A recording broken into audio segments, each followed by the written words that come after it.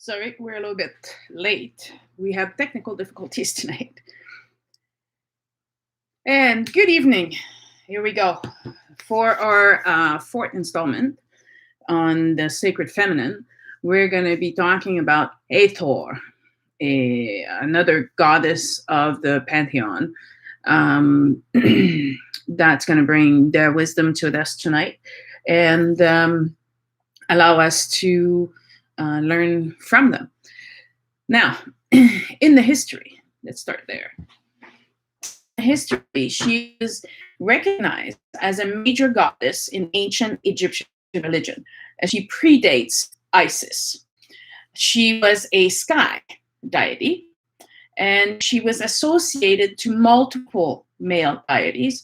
So if you look through the myths about Hathor, you find her associated with Horus, but also all sorts of other, she's associated to Ra, she's associated to Osiris, which gets confusing. And you're wondering, why is this one female everywhere? And in myths, what's happened is that sometimes one person gets confused for another person.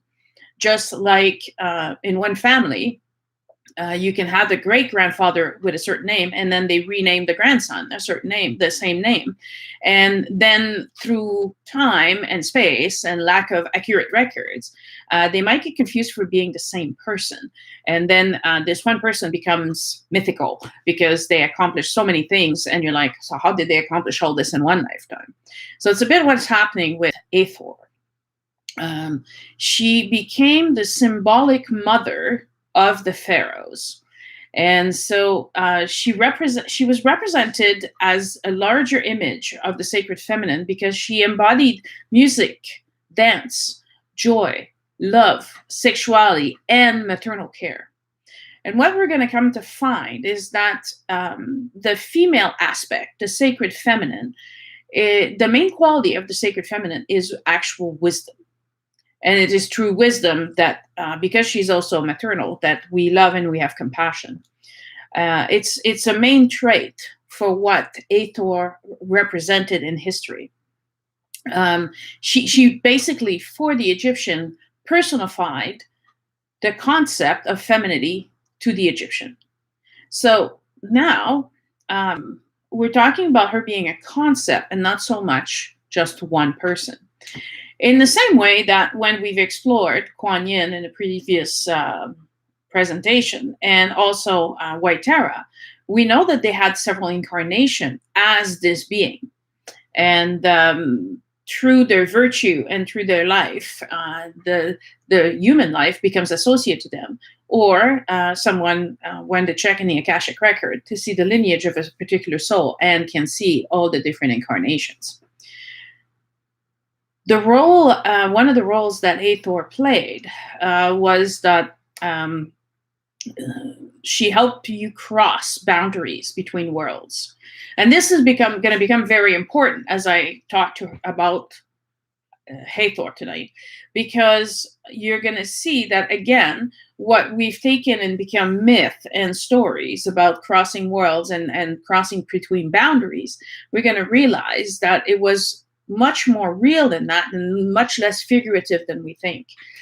But she did help the deceased soul transitioning into the afterlife.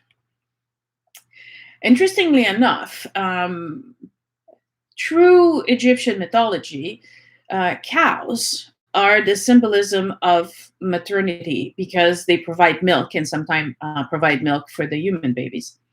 And some people say that she was often depicted as a cow. However, the true image of the Hathor on all the buildings and temples in Egypt is the face of a woman with weird ears. Rather than having, like us, rounded oval ears, they have more of a triangular shape kind of ear and with indents inside of them, which would depict that they're either have ears very specific to them or that sound was very important to them. Having visited most of the temples in Egypt where Hathor is inscribed or engraved, or there's a statue of them, they're always represented the same exact way. However, in the Dendera temple, you can see several different faces of Hathor, but the traits change. And if you take the time to look at images of ancient temple, if they were depicting Tutankhamun, they would always engrave him and make him the same way.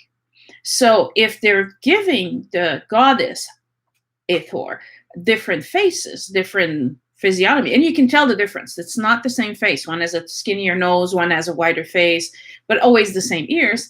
Then you come to wonder if it was always depicting the same woman or it's different women. Now, the reason why she's associated to cows, it's because she's often represented with the sun disk and then what they think are cow's horns. And sometimes the cow horns were inverted and sometimes they were extroverted. And so it begs to wonder, why did they depict her in such a fashion? So she didn't have a cow's head, but she had something similar to horns on her head. Now, again, we didn't have like 3D graphics, right? They're engraving on a rock. So I think that sometimes we have to give the Egyptian a break on their actual physical representation of the image they're trying to portray, which sometimes it was more of a meaning of symbolism rather than an actual physical thing.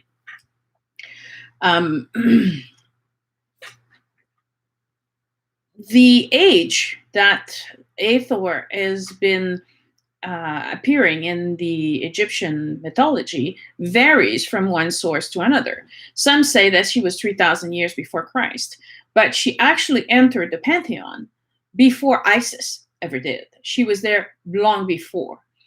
And so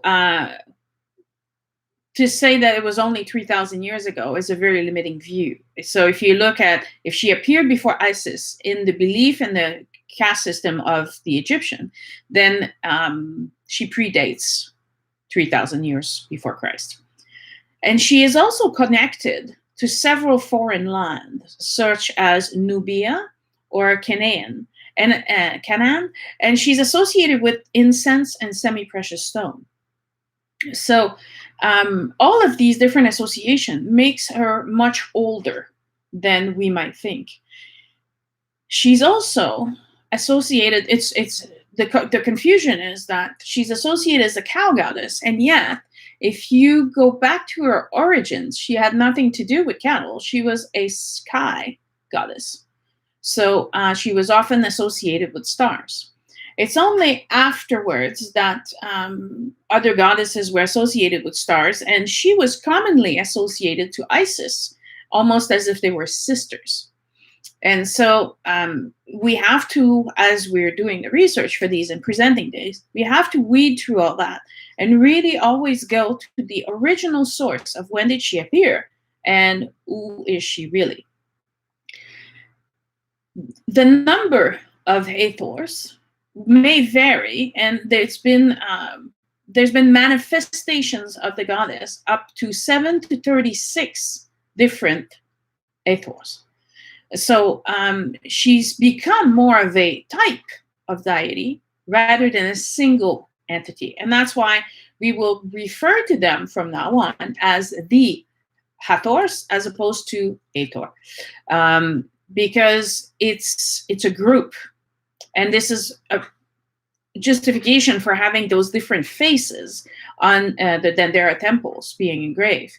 They're realizing that it's a group of women that are bringing this wisdom and this knowledge, and not just the one goddess. And her name is typically translated as the House of Horus, but it also means my house is the sky. Now here I'll open a bracket, and hopefully I don't lose anybody on this one. But if I do lose you, please go watch the podcast on hybrids. Horus, is a race of extraterrestrial life that came and helped the humanity evolve on this planet in the third dimension. So that she's associated to Horus in many of the stories makes sense, because she is from the sky as well. The group of Hathors have come from a different planet. And so my house is the sky means that they're not from Earth, and which makes sense that she was the sky deity because she's associated to the sky. The Hathors have been part of the evolution on this planet for longer than memory can serve, and from longer than we have documentation on. Now, some of you have been listening to all the podcasts, you'll know that at one point, we talk about 5 set of twins being born to a great god, but another source tells us of 5 Adam and Eve being born to the root races, which are represented, almost all of them represented today. The black being from Africa, the white being from Europe, the red being from America, the yellow being from Asia, and the blue-greens, which are now missing. Interestingly enough, though, recently found some videos of blue people. So and somehow it's finally come out again. So there is such a thing as the blue people. So the Hathors have been in contact with humanity and have been helping humanity evolve through their wisdom, trying to teach us how to ascend to a higher vibration or higher frequency. So hopefully I didn't lose anybody there. The main person who provides information nowadays on the Hathors is Tom Kenyon. His name is Kenyon, and his website is really easy. It's tomkenyon.com. Tom Kenyon works in brain-mind re-education. It's scientifically based, but through art forms, through sounds, through music, through drums, through meditation. And he transforms the consciousness in rapid and elegant ways. He's been writing about the Hathors for years. He published a book called The Hathor Materials. He has several CDs, and to this day still regularly publishes the Hathor's messages, along with exercises and meditations available to everyone. You just have to sign up for it. So is it worth signing up for? Let's see what the Hathors have to teach us and how he defines them. He defines the Hathors as a group of interdimensional, intergalactic beings who were connected in ancient Egypt through the temples of the goddess Hathor, as well as several other prehistoric cultures. What do we mean by that? Well, there's evidence that Atlantis has existed. There's evidence that Lemuria has existed, but the evidence needs to be found. It needs to be dug up, and it needs to be analyzed. And we have to wrap our mind around the fact that we have evolved, and then we lost all of it, and then we evolved again. And at every epoch of society, there's been a golden age. For the Egyptian, there was a golden age. For the Greek, there was a golden age. For the Roman, there was a golden age. But eventually, society decayed and crumbled, and then another country or another culture emerged and became the golden age. So the Hathors have been with us since the very beginning and are trying to get through to us and how can I say this? Not every culture, but they're trying to get through, and they're trying to not necessarily help a specific group, but more individuals.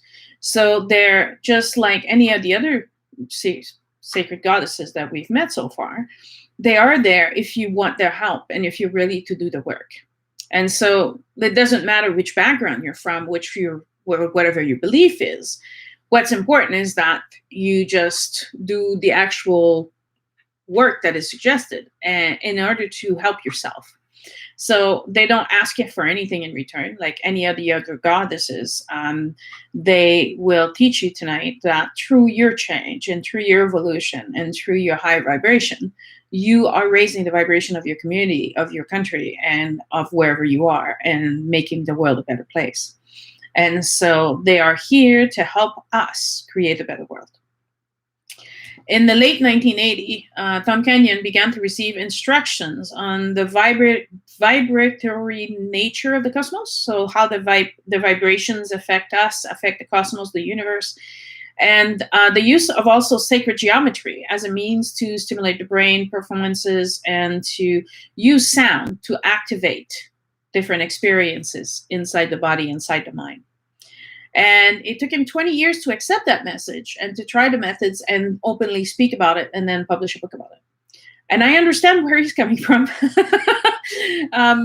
Because when we start talking about these things publicly, we risk the chance of getting judged as well at the same time, right? We never know how our messages is going to be received and how it's all going to be interpreted. And if someone's going to come knocking on our door, put a white jacket around us and hold us away. So after 20 years of pondering the messages he was receiving, he decided that the Hathor's message was pure and consistent. The Hathors say that they come to us in love and make us dream a new reality for the earth. And I'm going to explain that later. In building this new world. So this new world that we're dreaming about. And I think that if we ask 1,000 people, what would they want? They'd want peace. They'd want fairness. They'd want equality. They'd want pain to stop. They want suffering to stop, right? We all want this. But for many, we just don't know how to achieve that because we feel that we're little and insignificant and that we're not a politician and we're not policymakers. And so how can we actually affect change? And that's where the power of the Hathor's message comes in. They're telling us that we can make the change. We need to focus on us. And as we're working on us, we can make the change. And if enough people make that change, there will be a vibrational shift in the energy. And the change will take place. It will take root and then become this new reality. Tom Kenyon is with the Hathor's messages is not the only one talking about this. Cryon also informs us of this. And other spiritual, I would say, representative are speaking to us about this. The reason for these podcasts and these live videos that I do for you guys is to inform you and trying to show you that if so many people say the same thing, then perhaps at the very least we should give it a try and see if it's actually true, because we could be very shocked and surprised if just enough of us can affect that shift, that we can live in this new reality. Now, if we build this new world, it's got to be through this personal introspective journey of the mind and the heart. The Hathors are considering themselves older brothers and sisters, and their role is to assist us. Their role is to teach us. Their role is to reach out to us and to guide us. Their nature is more of a energetic, interdimensional. So to say that you can actually physically touch them, I'm not sure. But from my personal experience, I've been able to see beings from other dimensions. So if you're in the right vibrational state of mind, if you're in the right energy, it's possible to not just see them, communicate with them. I've had some experiences with different races, different dimensions. So for me, this is all very real. So I have no problem considering that Tom is receiving these actual messages and seeing these beings and interacting with them.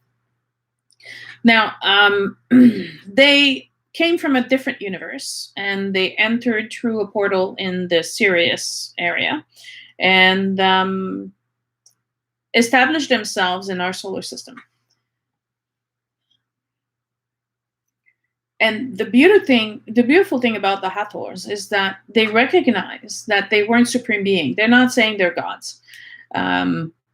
and although this is about the sacred feminine, right? So not necessarily that they think they're goddesses. That's a human title that we put on these different beings because they're bigger, grander, more powerful than we are, and so we imagine that they must be gods, right? That's the way we used to think, and that's where all these goddesses came from. But they're very humble, and they present themselves as having to have grown just as we are growing now. And they understand that there's one source at the center of it all, the great dreamer, if you want to call it that. And they know joy, and they know what sorrow is like. So that in their growth to become the beings that they are today, they're very much aware of the difficulties that we are facing. They're not immune to it. They remember it. And so because of that, they're close to us in a way. They're able to give us a simple approach to working through these sorrows and these difficulties and ego and liberating ourselves from those things. They do see themselves a little higher than us in the spiral of awareness and consciousness than we are. And I will explain this particular spiral tonight because that is part of the wisdom they offer us. And so I think it's very important to touch on us. They're here as guides. So it's up to us to take the responsibility upon ourselves in order to change and affect change. The goal of all the teaching that the Hathors have been providing us is awareness. And again, I'll bring back this word, ascension. Okay. I'm not sure if I explained it in the other videos, so I'll take a minute here. Ascension is the process from which you are a third dimensional human and you ascend in your soul and become more of a soul person rather than a human person. And that, well, we talked about in Mary Magdalene how the body is simply like a garment to the soul, right? So it is possible to achieve the ascension, the awareness, the ability to see past this physical dimension to the true dream or what's being dreamed, and being able to master self-awareness and master ourselves. And so it necessitates for each and every one of us to bring the levels of your existence upwards in a more positive place, in a more lovely place, in a more understanding place. Now, the Hathor materials is the title of the book, is Message from an Ascended Civilization. On Earth, we have such things as what we call ascended civilization. In Peru, for example, we have an entire population that completely disappeared. And it is said that they are simply still there. They're just vibrating at a very different rate than ours, and so are in a subtler dimension, but they're still present. If we look into the Bible, Enoch, I believe, was the one with all his people who was ascending altogether. So it's possible that when people live righteously, think righteously, act righteously, to be able as a group to ascend together. Now, Tom Kenyon channeled the book while Virginia Esseni was asking the questions and was recording the answers. The Hathors principally love to work through sound, love, and energy. That is, I would say, their main area of expertise. And so the representation of the Hathors by the Egyptian of the sun with the cow horns is actually another variation of the original image, which was the moon in a phase of the moon holding the sun. So it wasn't cow horns at all. They, the Hathors, speak for themselves throughout the book, and they claim that they have worked with Tibetan Buddhism. So that's why they're in this order in the sacred series, because we talked about White Tara, which was from Tibet, and they influenced Tibetan Buddhism as well, and then moved to Egypt. So there are a transition from Tibetan to Buddhism to go into Egypt next week while we talk with Isis. Now, the last time that they worked with an actual culture, which means influencing several people from the same culture or area, was in ancient Egypt. Now they're working more with the individual people who are ready. So their interaction has changed a little bit, but that's where they were known. The last record of them was in ancient Egypt. How do they connect with us? Because we can work with them on an individual one-on-one basis, right? And so how would they connect to us? In the same way of the other goddesses that we saw before. First of all, contacting them, talking to them, as they are from a different dimension. They have this ability to transcend time and space, and so they can come to us easily. They will either give us voice transmissions or visions, or also affect us for intuition or inner dreams. Their concern is really to elevate and strengthen our life force. What is our life force? The life force, they refer to the vitality of two things, right? The vitality of the Ka, which is your energy body, and the Kat, which is your physical body. And what are we but exactly those things, right? The Kat being your envelope, your physical garment, and your Ka being the essence of who you are, which is principally made of energy. They tell us that one of the greatest difficulty on the planet and the planet transition at this moment is that our mental, emotional, physical, spiritual vitality is greatly depleted, which is very true, because I speak to a lot of people who are telling me, I don't believe in anything, I'm not spiritual, I'm an atheist or whatever. And I'm thinking, okay, so how empty is the life of the spiritual body at this point? It's completely depleted. There's nothing reinforcing it. There's nothing feeding it. And yet, and it's interesting because this is the time where most people are having crisis in their life. They're having midlife crisis. They're having crisis in every aspect of their life because it's lost its meaning. And because it has no meaning, then we don't see them. We can't recharge our batteries, but we also lose our ability to move forward because we have no directions to move into or towards to. And the lack of energies in that spiritual body and that lack of direction, that lack of goals makes it very hard mentally and emotionally. So we're depleting those bodies as well. The fact that we don't physically accomplish many tasks as we used to also depletes our physical body.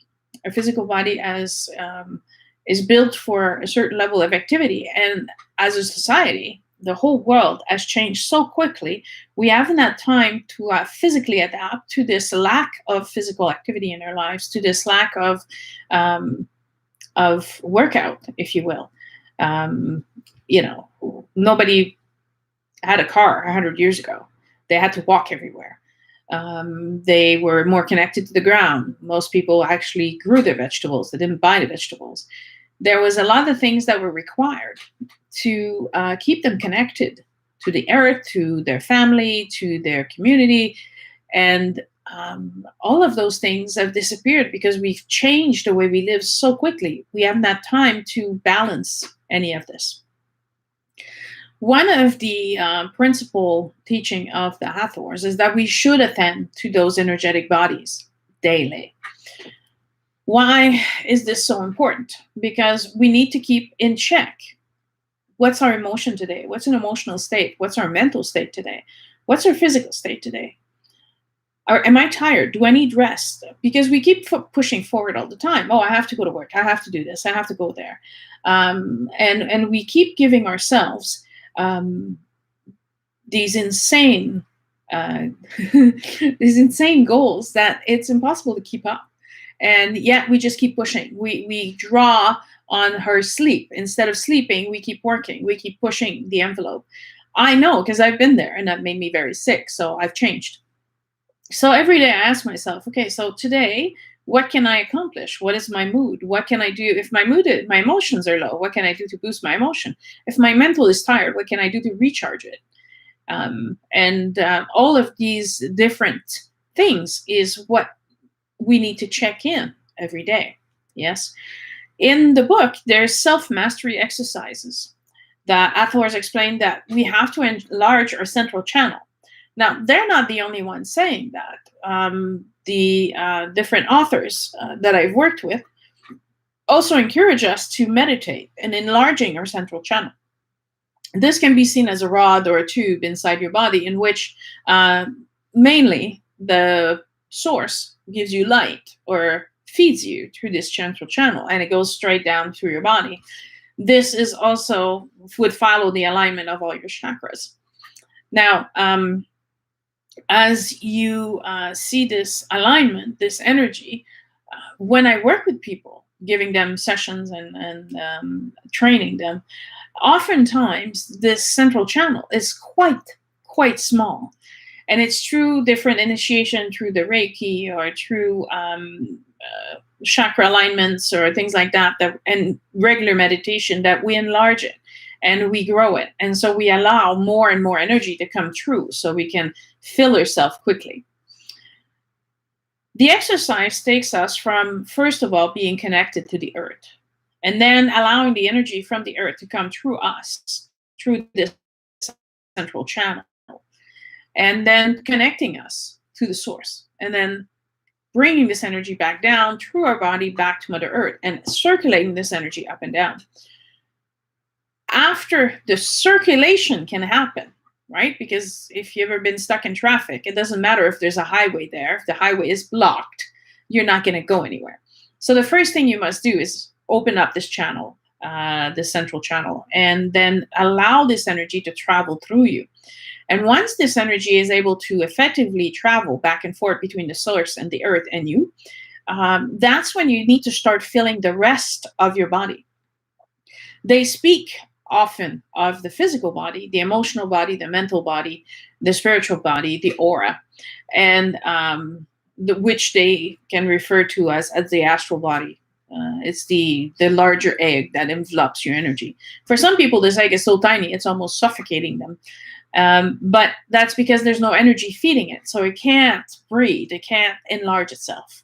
And so they instruct us to expand this energy into all of the different bodies and allowing all of the bodies to be fed, to be strong, and to be active. So principally, this could be done through a breathing exercise or a meditation. But the main idea is that if you do that, you need to find the right balance between the rest and the exercise and movement. So I say movement because a lot of people talk about exercising, and it has to apparently make you sweat, and it has to be an hour long, and it has to be in the gym, and it has to be uncomfortable and painful for some reason. So then think of it of movement. So then it could become yoga. It could become a walk in nature. It could become snowshoeing. It could become many things that are actually enjoyable, that can be done outside in nature. It doesn't have to cost any money. It is also, so we're talking about the rest period. So you need to sleep. Do you have a regular sleep schedule? Do you honor your sleep? Or do you go to bed very late because you'll watch TV or a movie instead of actually sleeping? How are you approaching your rest period? Are you honoring yourself if you're tired in the afternoon? And then the movement and exercise part, but also what we eat and what we drink. All this while maintaining positive thoughts and action. Now, some of you are already feeling overwhelmed. Oh my God, there's so much. Not really. So if you take a normal day, so your day should be divided, right? So there's a part that should be allotted to rest. There's a part that should be allotted for your work, because we need to earn a living. I understand that. And but then there's a part that should be and we have parts that are allotted for eat and drink. And so there's a part of that. There should be time left for you to be able to have exercise and movement there. And like I said, if you think of it as movement rather than exercise, it might be more pleasing. It might be more pleasant. It might be more more enjoyable, really. And maintaining positive thought and action, it's for some people, it's really difficult, especially in this time now. They're depressed, they're anxious, they're stressed, they're not able to do their normal lifestyle. They find this very constraining, and we will see, and that the message of the Hathors comes a great time, because we will see that we're uncomfortable and we're experiencing all those things because we're not comfortable with ourselves. It's not the situation itself. The situation actually for some people has been a godsend, because they have time now to meditate. They have time to slow down the pace and enjoy life more. And so for them, it's been a blessing. And so we need to look at what we do and how we think, and that's what the Hathors are here to help us with.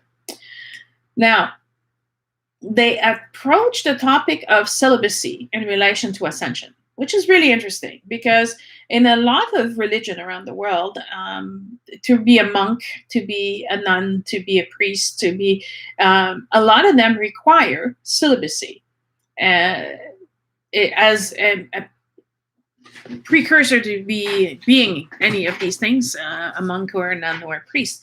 You need to be a celibate. In the ancient mystery school in Egypt, celibacy was part of the training. However, it wasn't for life. It was for their training. So there was a period or a time when being on their own, being single, being without celibacy, meaning be out without sex, without relationship, it wasn't meant to be for an entire lifetime. It was meant to be for a short period of time while training, to explore their own sexual energy-based pattern. We'd be denying ourselves if we'd said we don't have those. We'd be lying. We all have our sexual energy patterns. And what the Hathors is saying is that those are healthy, because we're living in a physical body, a physical body that can reproduce, that has a certain drive that is affecting us. We need to understand this before losing ourselves to it. And I really like that. I like the fact that it's not being controlled by our desires and our lust. It's about understanding those energy, and then being able to facilitate the integration of the male-female aspects of ourselves. As you know, the soul is androgynous, which means the soul has the male part and the female part. It's just our physical body that is born with just one or the other. Since Atlantis, it's been separated. So in the mystery school, this was termed the alchemical marriage. Marrying ourselves to our feminine or masculine identity to this other part of us that is the yin to our yang, right? And so it's part of learning to love yourself. It's part to recognizing who you are, discovering your own truth. It's spending time with yourself, getting to know who you are. It's very interesting because I had someone say, I cannot be in a relationship at this point because I don't even know what I want. And I thought it was a very wise decision to understand that if you don't know what you want, then you shouldn't be out looking for just whatever. This works if you're going shopping for a pair of shoes, or if you're just trying to, distract yourself, and we used to go to the mall and do the window shopping. But we need to be more responsible when it comes to other human beings. We can't just say, it'll do for now, but when I figure out what I want, then maybe it's not going to work, but then, we'll just go separate ways. It's irresponsible and immature to think that way. But in our society, we are pushed towards more sex, more promiscuity, and it's almost being encouraged with no discernment. And we're taking the time now to teach our kids about sexual education in school. We're teaching them about sexual disease. We're teaching them about taking the pill or putting a condom, but we're not teaching them about relationship, which I think that's where we're getting lost. We're trying to prevent things, and we're trying to put a Band-Aid on it. And we're like, okay, well, we did our due diligence. Now, if they get pregnant or if they get sexual disease, they knew what to do. But they shouldn't be put in those positions in the first place if they were explained. Learn to know who you are, and figure out what your dreams are, what your objectives are, and what you want to do with your life. And then start looking at someone who shares those beliefs and those views and those dreams, instead of just taking someone and then just dispatching them if they don't fit the definition of what you think you're looking for at this moment. So this time, and this period of celibacy, is encouraged to circulate the energy between the base chakra and the sacral chakra to help stimulate the life force and open a higher state of awareness and consciousness. Okay, so the words I just said, those are the words that the Hathors, but this is what I just explained, yeah? So it's about knowing your force, your energy, your dream, your position, and not about avoidance or suppression, but really getting to know who you are and then going out into the world. Now, in the time of the Egyptian, there were initiation. That's true. But the initiation was required because they had to trigger things for them to happen, for them to evolve, for them to grow. Now, the Hathors tell us that our daily lives are the initiation, and that the key is to live in awareness in our feelings and emotional state and remain in balance. So again, this relates a lot to what I've been talking about for a long time now, being in witness. To see, to observe, and understand what it wakes up in us, but not to react to it, but be in the moment of the experience. Now, one of these examples is I went to Rainbow Mountain in Peru. We left at something like 3:30 in the morning, so it's totally dark. It's the middle of the night. You get in this little bus, and I don't know anybody on the bus because I was there traveling alone. We're rolling, and at one point we get pulled over. And we're not close to Rainbow Mountain, but the police pulls over the driver, and it turns out that our driver and the guy that was with us didn't have a driver's license, so they weren't allowed to touch the van. So we're sitting on the side of the road, but nobody is telling us anything. So I got all my Spanish out, and I went to talk to the policeman in a very polite and soft way. Yes, I can do that. And so I'm asking him, so what's going on? Oh, he says, it's okay. He says, they don't have a driver's license. I said, all right. But I said, so are we going back to Cusco, or what's going on? He's like, the next bus that's going to Rainbow Mountain that has room will just put, you guys on the bus, and, you'll make your way to Rainbow Mountain. You'll be fine. I was like, oh, okay, very good. So I go back and sit in the van. Meanwhile, there's a group of people, and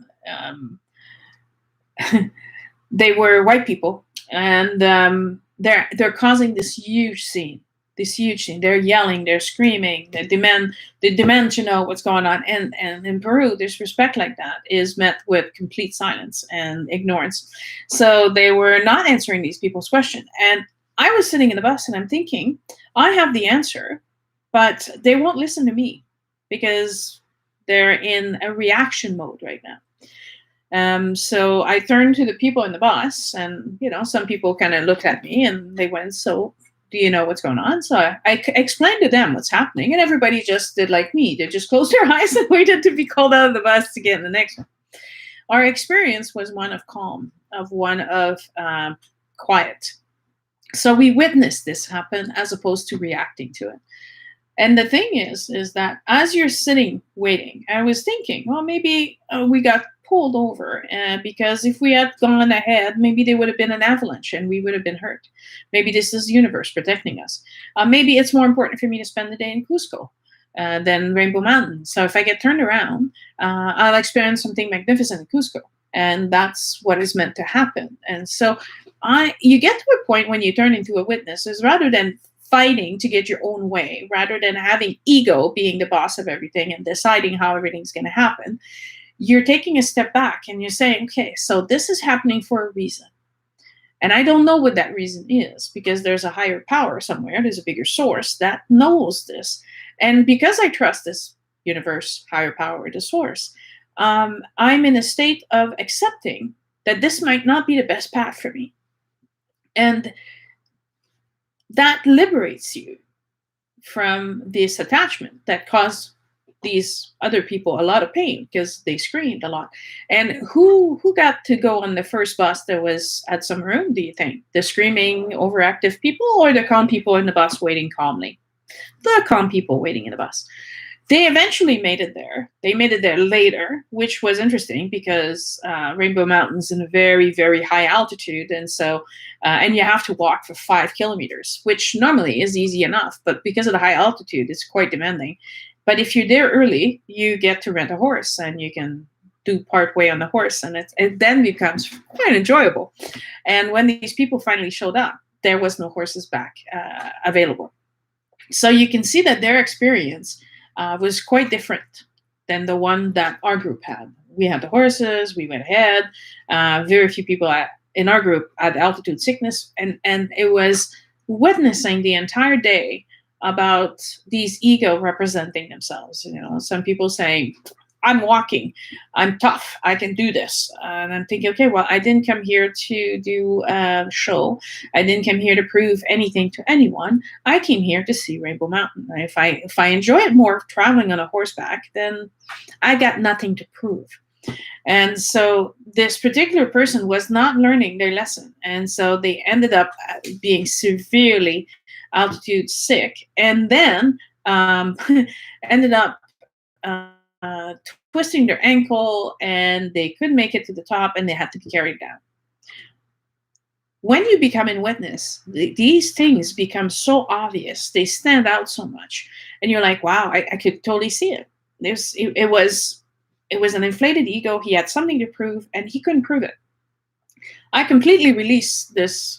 I just wanted to see the beauty that Mother Nature had created in this beautiful mountain, very, very high up in Peru. And I got to do that. And it was absolutely beautiful because by the time I got there, I didn't struggle, and the sky lifted. And for about 5 minutes, we got to see the entire Rainbow Mountain, take pictures, and then it got cloudy again. So everybody who had not taken a horse didn't get to see that. So same day, same place, and yet completely different experience. Because our emotions are reacting to the situation based on the interpretation of the events. If your emotions are calm and you're accepting the situation, then you have a very different experience than these people had.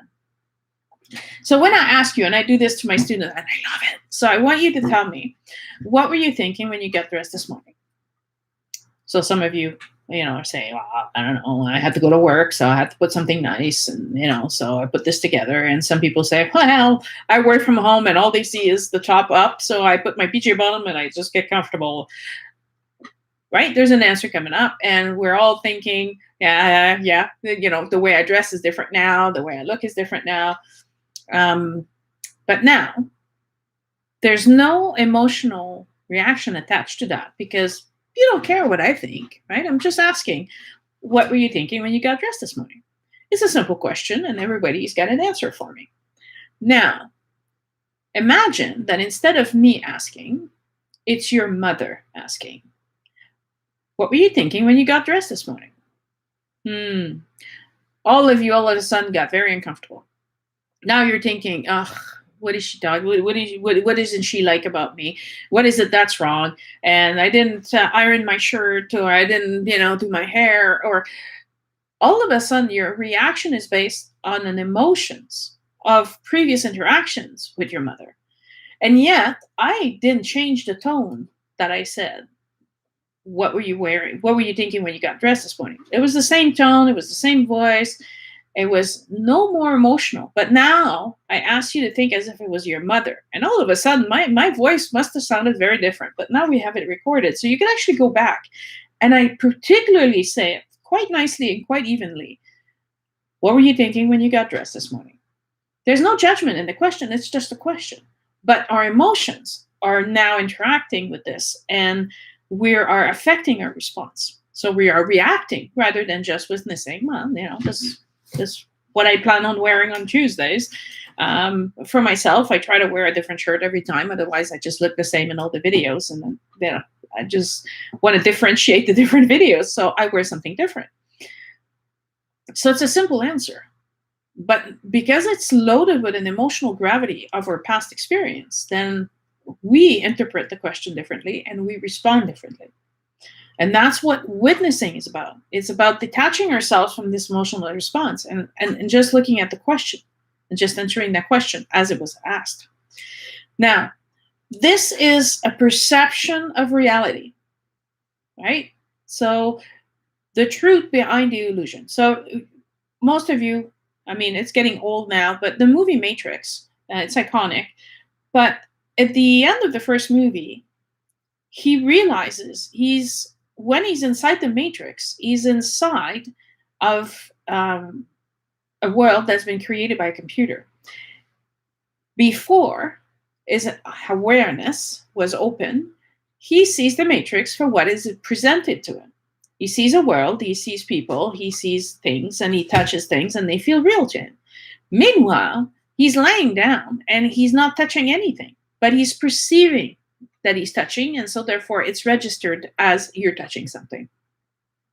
At the end of the movie, what's important is that his awareness is open, and he understands that this is a perceived reality and not a reality, and he sees it for what it really is. And that's when you see him looking around him, seeing the code rather than the actual images. Life in a human body is the same way. We have perception that are interfering with our witness. One of those perception is fear. Fear are your limits. And you must move beyond your fears. Now, that doesn't mean if you're afraid of heights that you're just going to go on top of a building. It's not what I mean. You have to move past your fear that limit you to be in your full power. First, you must know what the fears are, because your fears are limiting you. For example, in 2009, I received a message, because I do hear messages being delivered to me. They're not from the Hathors, they're from my soul group, but they said, all right, Sonia, you're ready to retire and you're ready to do this full time. And I was like, no, there's no way. I have to feed the kids. I have to pay the mortgage. I have a car payment. I have responsibilities. And all of this came out. And they're patiently waiting for me to be finishing listing this list of things that are in the way, that are limiting my ability to be in my full power. And they're like, okay, we're just saying then that we are ready to, and you are ready, but when you're ready, when you feel that that's true for you, then we can go ahead. But now's a good time. And it took several years for me to wrap my mind around this fear. So I'm not saying that, moving beyond your fears is going to happen tomorrow morning. It may take some time. It may take some working. One of the things that I did was, okay, so if I'm ready to retire, if I'm ready to go off on my own, if I'm ready to have a business, let's get the credentials. Let's research, what do I need to be a practitioner? What accreditation do I need? What license? What permit? How is that going to work financially? I'm planning a budget. Can I cut down on my budget? Can I pay certain things off so I'm free to do this? And I had to overcome multiple fears.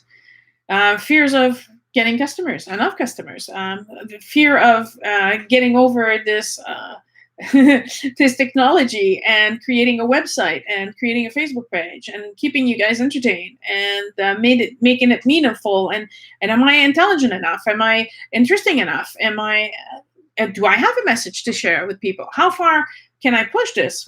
Where can I do? Where can I start?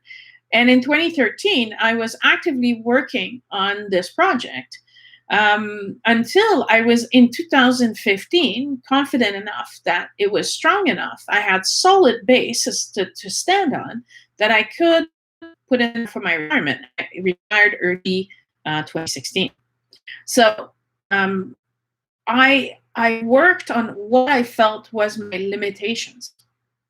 One of my limitations was my outspending of money. I was spending too much money, so I needed to earn a certain amount of money. So I reduced my cost in order to, if I made less, I would still be okay.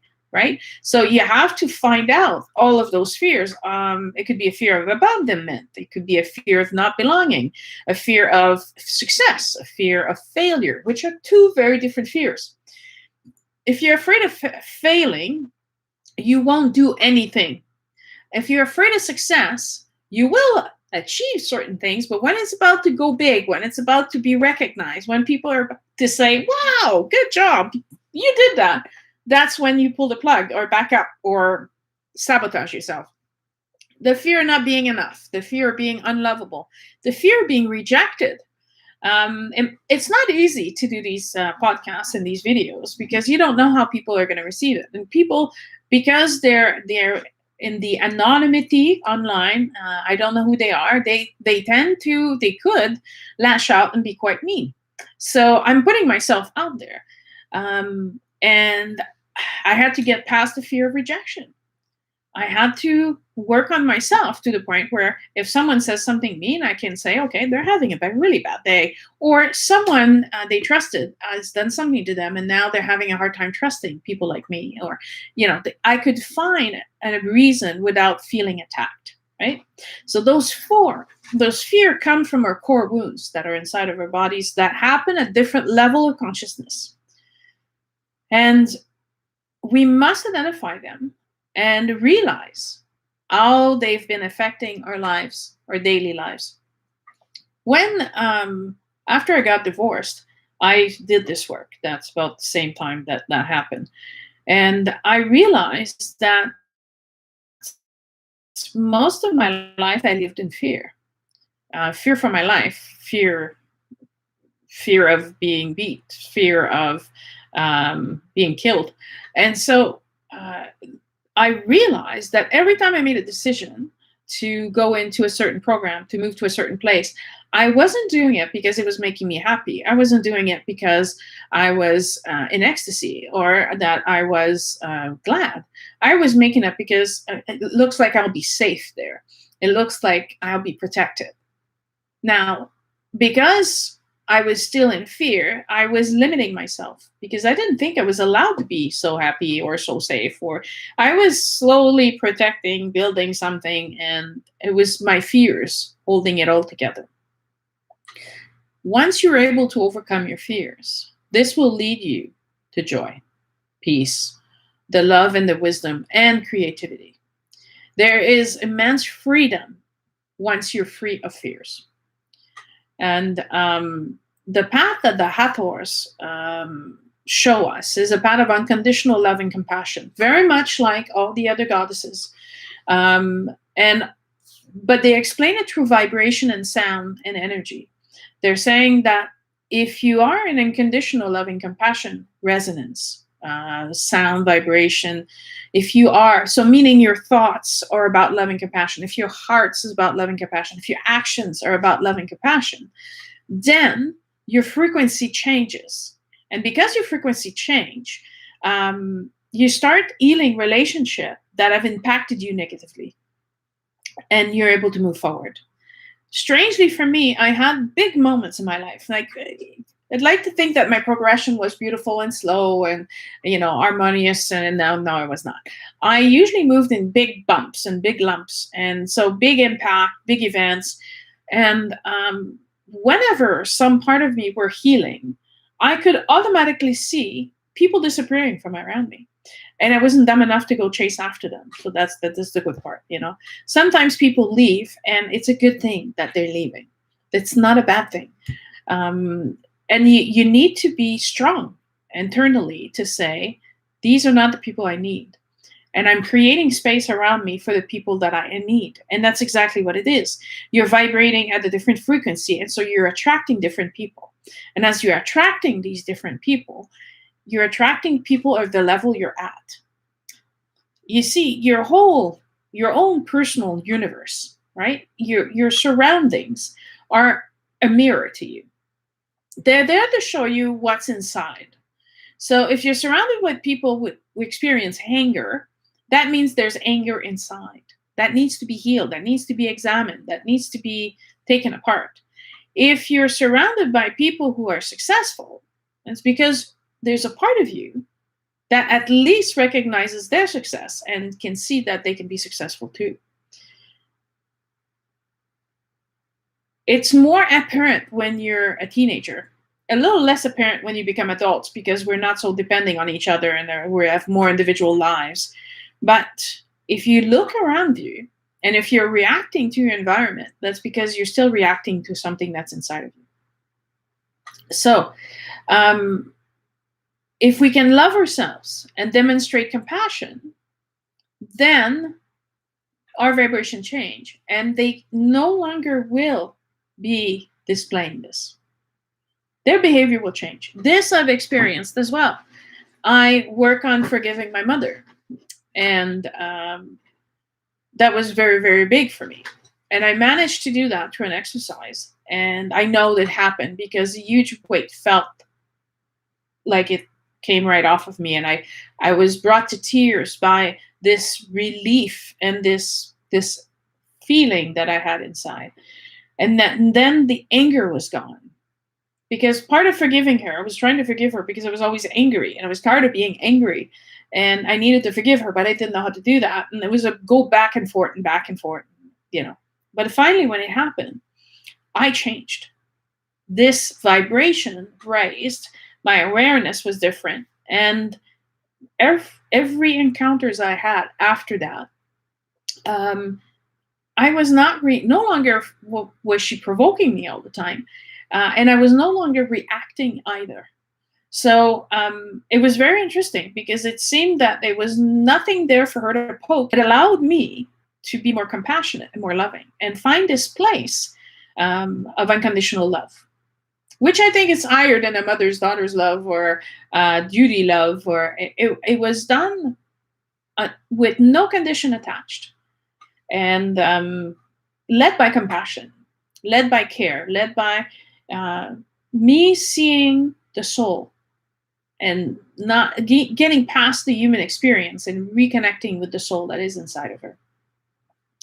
Now, once we find our fears, that's when we need to speak our truth, right? It's always best that when you're in a relationship with someone, you strive to be direct, honest, truthful with yourself, your needs, and your desires, and then communicate those clearly to others.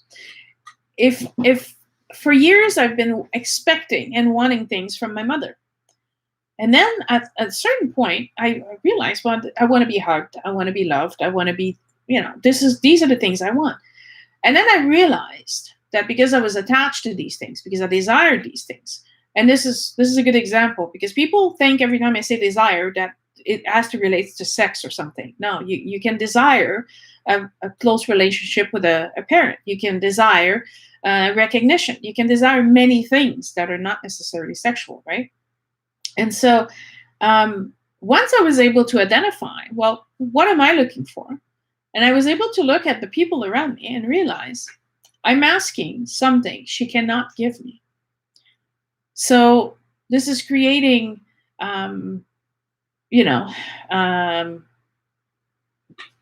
a big gap between her and I in this relationship, because I'm asking something she can't give. So instead, I look at what I need, what I want, and I'm asking other people, can you give this to me? Can you hug me? Can you love me? Can you pay attention? Can you listen? And I find the people that are able to respond to those needs. But first, I have to know, what are my needs? What is my truth? We often, because we get into a relationship, we're too young. We become what we think the other person wants because we don't want to be abandoned, or we don't want to be left behind, or we don't get dumped. Yes, to the point where we forget who we are. I became a wife. I became a mother, and I completely forgot about Sonia. What does she want? What does she like? What makes her heart beat faster? What's her passion? There was no longer any of that for me in there. And so this work that I'm telling you right now is the work that I did after the divorce. Is I had to take the time and ask myself, so what do I want? What am I passionate about?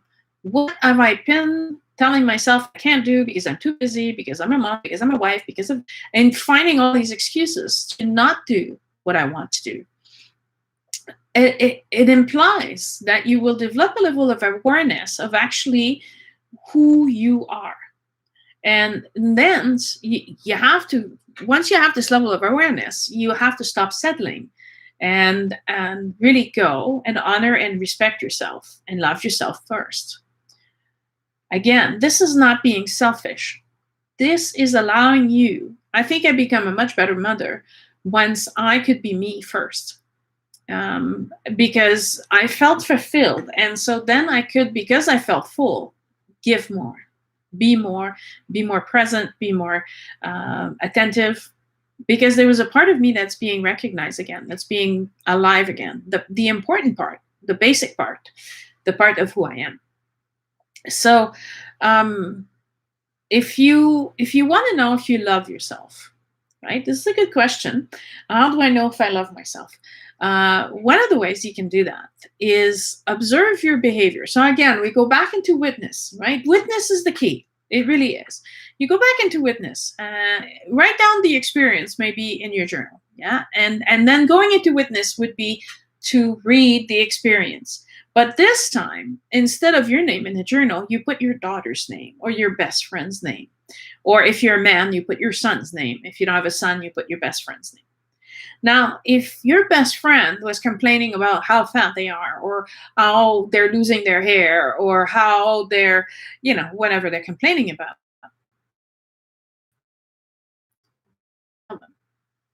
what would you actually say? If you're a guy and you're losing your hair, you tell your friend, yeah, you know what, you're still my friend, and your value doesn't change because you have less hair on your head. That's what you would tell your friend or your son. But why don't we tell ourselves that? We judge ourselves so harshly. We're causing ourselves so much pain. Honestly, if my friend lose weight or gain weight, I really don't care. As long as she's still the same person, right? As long as she's still kind, as long as she's still present, then that she gains a few pounds or loses a few pounds really changes nothing in the quality of our friendship, in the quality of our interaction. Their physical appearance does not mean anything to me.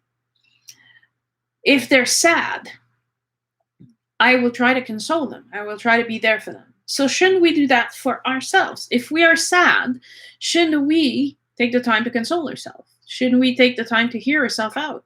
Shouldn't we take the time to go over what happened and analyze, what went wrong? And geez, when I'm with this person, I'm crying 5 days out of 7. Maybe this isn't the greatest relationship. Maybe I should, take some distance and try to see why am I in this relationship at all? Yes.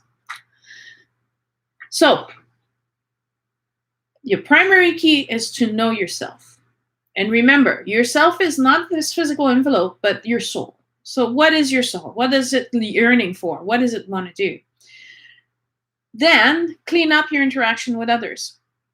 If these interactions, like I often hear, yes, but we've been friends for 20 years, right? You've been friends for 20 years, but for the last 10, this person has been dragging you down and has been making you miserable. And is it really still a relationship, or is it more someone who keeps taking until there be nothing left of you? So also clean the interactions if those are not clear. If you're not communicating well, this is a time for you to start doing those things. And then it will be time for you to engage in the world, to interact with the world around you. And that's not about a job or salary or promotion or status. That's what you're taking, right? Engaging with the world means, what are you going to give back? It's not about just having and getting all the time. It has to be about you also now, and as you're engaging with the world, what do you have to give? What in your energy, in your focus, in your service? It's a way to manifest love for those around you. It could be volunteering at the SPCA. It could be volunteering time as a seniors home. It could be teaching a soccer team. It could be, I don't know. It could be mowing your lawn of your neighbor just because, their lawn's getting long and for whatever reason they're not doing it, and just doing it for them. It could be simple little things. It doesn't have to be a huge commitment. It doesn't have to be something that is monitored or structured. It could be, just helping someone when you have the opportunity, and you're actually taking that opportunity rather than going back inside and watching more TV, right? So your awareness, your consciousness, and your mastery is all about manifesting this love, this compassion. And the final step that the Hathors are telling us is that we must strengthen our relationship with the third dimension. Why? Because there's 4 sacred elements that are composing this body that allows you the opportunity for your soul to be incarnated in this planet at this time, to grow, right? To receive daily initiation, to become the witness, to become a being of compassion and love. These 4 sacred elements are the earth, which is called in the Hathor will call El. Fire is called Ka. Water is called Lim. And airspace is called Om. Now, ways to connect to the elements could be through the earth. You could be gardening, hiking, camping, right? You're outside, you're touching the earth, you're playing with the earth, you're not in the building in the middle of the 12th floor. You're on earth. With fire, the presence of fire could be a candle, it could be the fire, it could be a fire fire. It could be raising your own body temperature, lighting the fire inside of you. For water, it could be swimming, bathing, walking in the rain, or drinking water. And for airspace, it's deep breathing exercise, opening windows, the breeze, and things like that, right? Because these 4 elements are conscious being. Just like Gaia as a planet, as a consciousness, the elements of earth, fire, water, air, and space also have a consciousness. While I was receiving my training as a shaman, it was funny because, weird. We had to play with fire. And as we're moving the fire and trying to link ourselves to the consciousness of this fire and making the fire move, I received a clear message from the fire that it apologized for having burned me in a past life and said that it would never burn me again. And I have to say that I can play with matches, I can play with candles, and I can do whatever I want with fire, and I don't burn. So it's beautiful. It's this consciousness was very much alive and talking to me and communicating with me. And imagine the consciousness of all fire is one consciousness. So that it's a candle in your house and a fire in the fire pit at the campground. It's the same consciousness. And so it remembers. It has remembering. And so it knows the relationship that you have with fire. The same thing with water. The same thing with earth. It remembers. It's alive, it thinks, it feels, and it's connecting to us. And so we are made of these elements. And so it's important for us to stay connected to these elements, to keep them balanced. Well, time is going by fast. So we're going to talk about a very simple meditation that is available through the teachings of the Hathors. And it's calling these 4 elements in a mantra. They recommend that you repeat them in a set of 4. So you can do it 4 times, 16 times, 64 times. But they recommend a total of 256 times. For something like that, again, I would recommend you recording your voice and then playing it and going along with it. So you don't have to keep track of time. You don't have to keep track of, if you have the recording, you'll know how long the recording is. So you know how much time to set aside for this particular mantra meditation. But also you don't have to keep track of how many I lost count, and stay focused on the sound. The mantra, this particular mantra, helps raise the unconscious to help us identify our own demons, which are our fears or pain or anger or sadness, our own negative material. And you can approach them afterwards, after they've come up to the surface and you recognize them, you can name them, then you can approach them with this awareness and treat yourself with this compassion and unconditional love and release them and be free of them. Again, like I said before, it's not going to happen necessarily overnight, although sometimes it does, which in some cases I was able to free myself within some hours and be free. But some others required more time. It will allow you afterwards to make the correct choice in that moment. Rather than reacting, you'll be able to say what is the best decision at this moment and have a much better outcome. So rather than reacting to fear or anger or your pain, you're going to react to the soul and say the best thing at this moment with self-love and compassion is to do this, to say this. And it changes the output completely. So this is what it will sound like. El Kalim Om. El Kalim Om. El Kalim Om. El Kalim Om. El Kalim Om. El Kalim Om. El Kalim Om. El Kalim Om.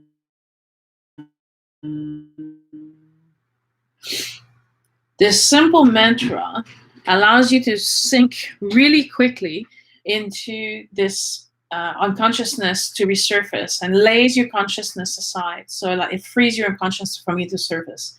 I find these mantras really, really simple, and I like the simpleness because they're very effective, right? So we keep things as simple as we can without losing its complete meaning, yes? But I don't want to do a longer than this because there's quite a bit of information I want to still share with you. So I'm going to leave you guys to create your own recording. But remember, keep it in series of 4. So you can do 4, 8, 16, all that, all the way to 256, which is the recommended amount of time required for something to come to the surface, become aware of it, and then be able to handle it. Now, this spiral of consciousness that I talked about earlier is cultivating 4 areas on a solid base. So it basically makes a pyramid, and you're climbing in a spiral fashion all the way around. Now, those of you who know Reiki recognize this spiral form. And for those of you who do shamanic work, will recognize the spiral is part of us journeying through the circle of life and raising our awareness, and each level going higher and higher up again. Being faced with different initiation and different understanding and evolving and growing in our wisdom. The 4 solid base is the thing that would judge an apprentice before entering a mystery school. It was forbidden for those who weren't balanced in the 4 base to enter, because they would react to events unprepared. If they weren't balanced, their response would be unbalanced. And they didn't want to give them too much power so that they would misuse this power, which is what happened in Atlantis. So they became more careful about who they were teaching. However, I find that at this point, I'm developing a course on consciousness with exercise that would be available soon.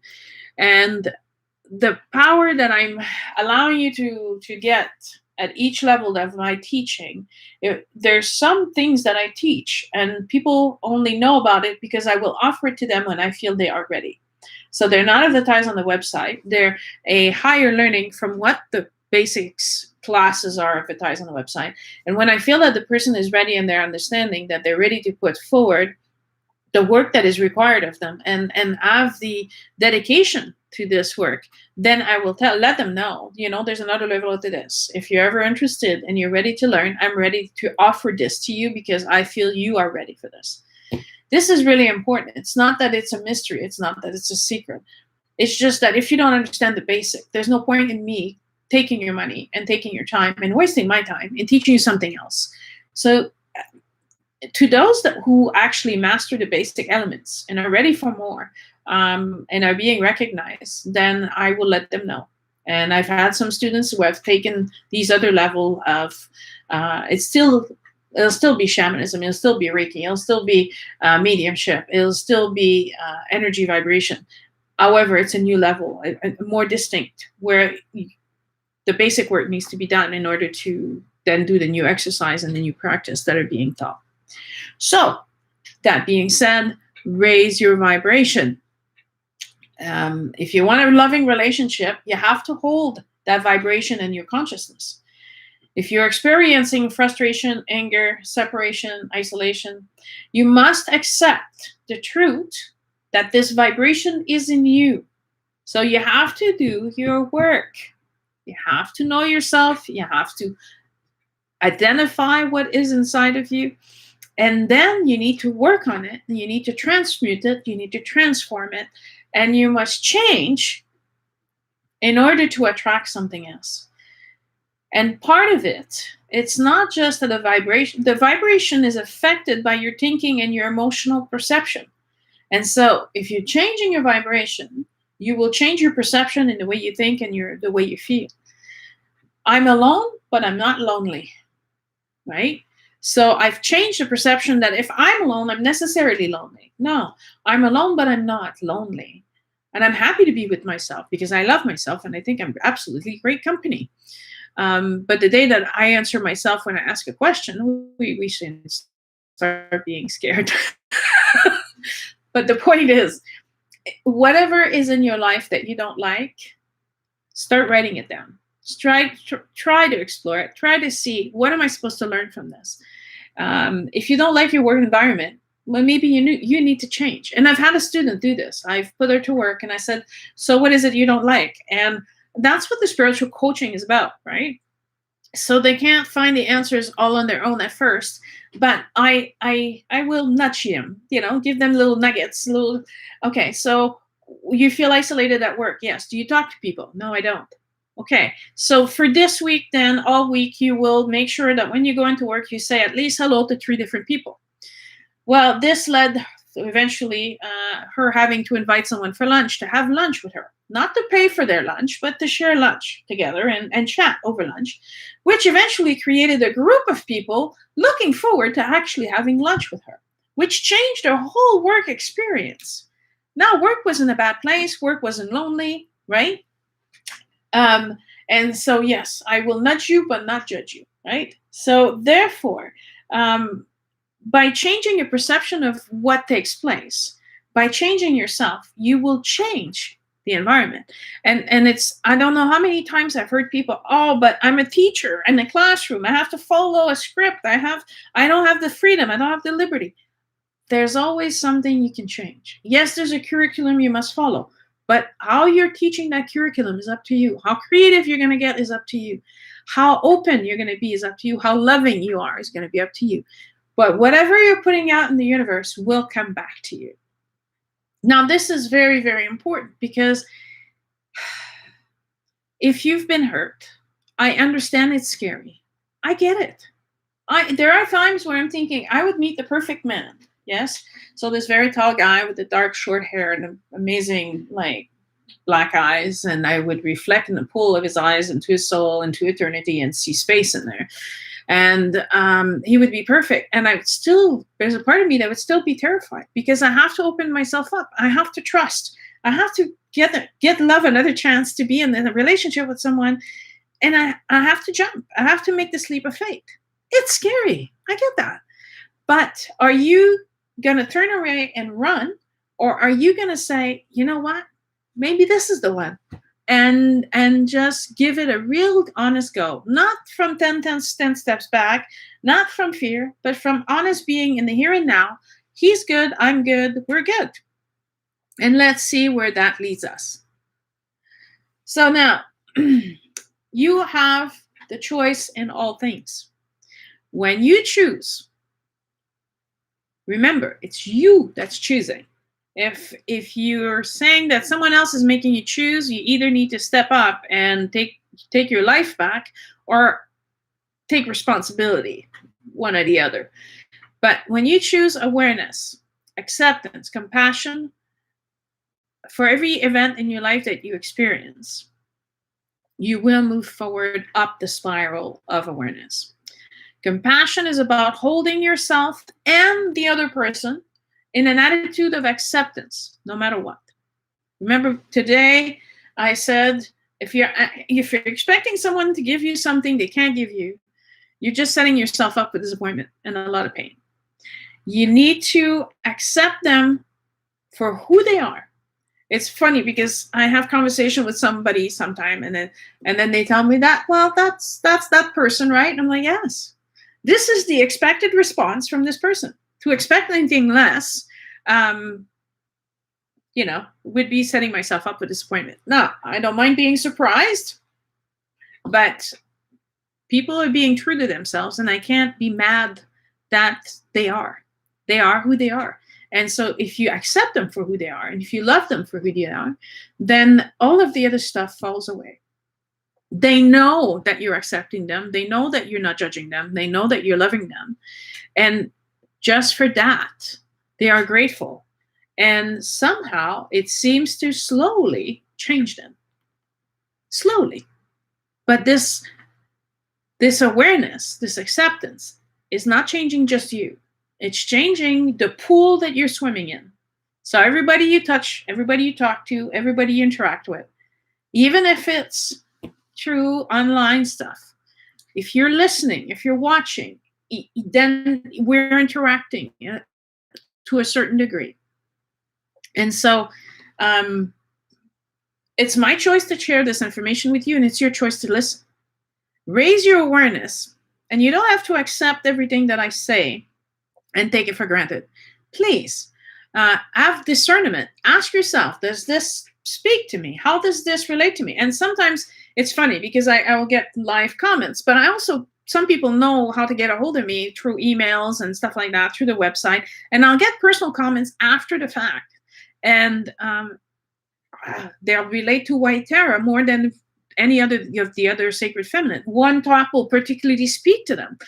So whatever it is, if I can touch you, and if I can touch you with this love and compassion, coming from a place that I want you to be happy, I want you to stop suffering, I want you to stop being in pain. That's really what I want. And obviously I get nothing from this. I get a lot of work, a lot of reading, a lot of researching, and some presenting. But I do this because this is my gift of compassion. This is my gift of love to you guys. I do this because I want everyone to be in the same place. Someone actually said to me last week, how can you be happy all the time? I'm happy because I released my attachment. I'm happy because I'm no longer suffering. I'm happy because all of that work that I'm inciting you guys to do, encouraging you guys to do, I've done. And it works. And so there's no more drama. There's no more volcanoes. There's calm peace, like this beautiful beach behind me, and it's quiet and it's lovely. The sacred feminine is wisdom. It's the feminine element of the source of God is wisdom. So all of these feminine representation of these different goddesses and the Hathors are all based on this peace that it brings with this wisdom. Accept and forgive yourself and others, so you can also raise your vibrational response. If you don't know how to forgive, if you have no idea how this works, then I encourage you to contact me. We have the Akashic record, and it's based on forgiveness, and I explain how to achieve that in a simple way and an honest way, and it can be done. Now, if you're interested in working with the Hathors, I would recommend that you look up tomkenyon.com, TomKenyon.com, And he has a specific section on the Hathor's archive, and it includes the messages from February 8, 2003, all the way to the last message, which was dated January 21st, 2021. You can sign up through his mailing list and receive the messages directly in your mailbox when they come out. In the book, the Hathor material, there's several exercises, and there it comes with a CD. It's the Hathor material by Tom Kenyon.